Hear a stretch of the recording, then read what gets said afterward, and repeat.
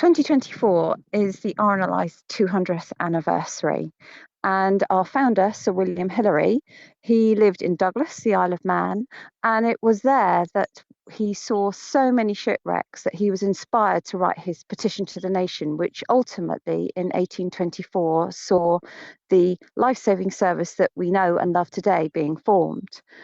I first came on holiday here to this beautiful island back in 2009, 15 years ago, and became aware of the Raad, the Way of the Gull, the beautiful coast path that wraps itself around this island nation, and thought, if I'm ever working for the Royal National Lifeboat Institution and the lifeboats in 15 years' time, that's something I'd really like to do to mark the 200th anniversary.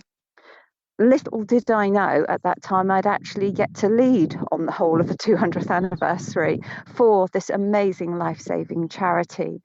And so it's my way of both marking the moment, but also personally saying thank you to the RNLI for everything that all our lifesavers have done in those 200 years.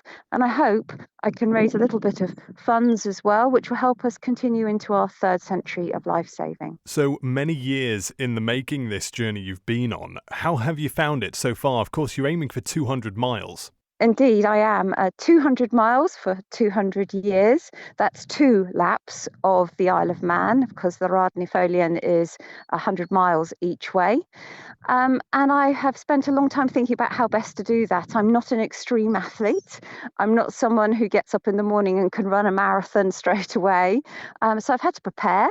And actually, I've used quite a lot of our own water safety and education guidance from the lifeboats to be able to work out how best to do that. So thinking about my route, planning ahead, making sure that someone knows where I am, making sure I've got the right kit, looking at the weather forecast. And of course, I've had to think about tide times on this coast path as well, because in certain places you can't pass if it's high tide. So there's lots and lots of learnings from my work and my experience with the RNLI that I've brought to bear on this incredible journey.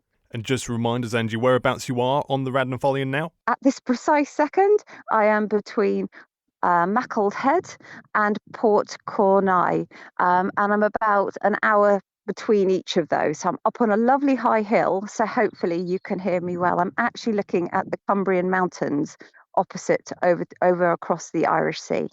We can hear some nice bird song in the background. What sort of wildlife have you experienced on your journey? What's the nature been like?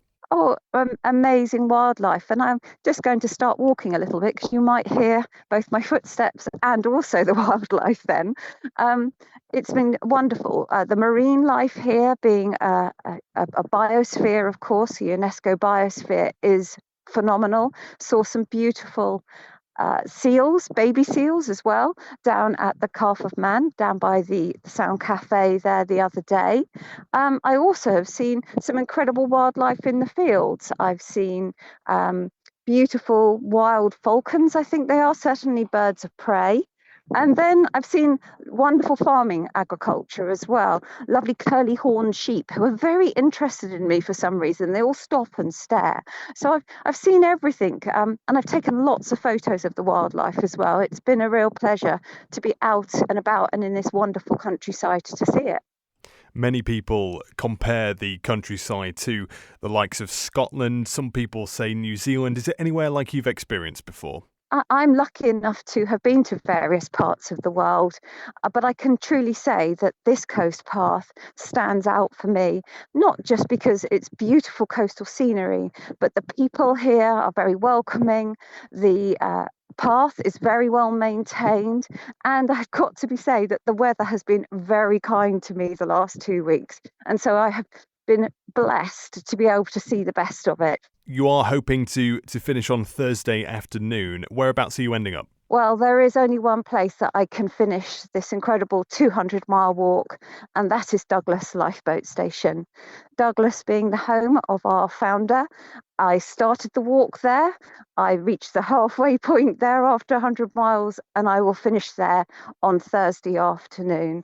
And I'm hoping that I'll be able to see some of the crew and say hello and say thank you to all those incredible volunteers here in the Isle of Man for everything they've done and supported me in making this possible. The RNLI is the charity that saves lives at sea. It's 200 years old this year, and it is a charity completely funded by public donations and supporters. So this is my way of saying thank you to the RNLI, but also to raise some funds. You can find out all about my walk. You can see daily updates, and if you wish to do so, donate as well on my Just Giving site. Just search Anjie Rook 200 Just Giving. Just to say thank you to everyone in the Isle of Man for all the support that they give the Royal National Lifeboat Institution. It's a wonderful nation, and it's incredible that the RNLI is here 200 years on and still here helping serve all those communities.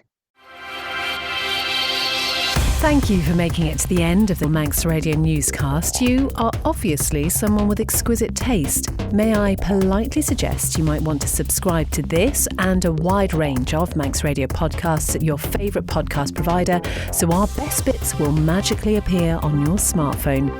Thank you.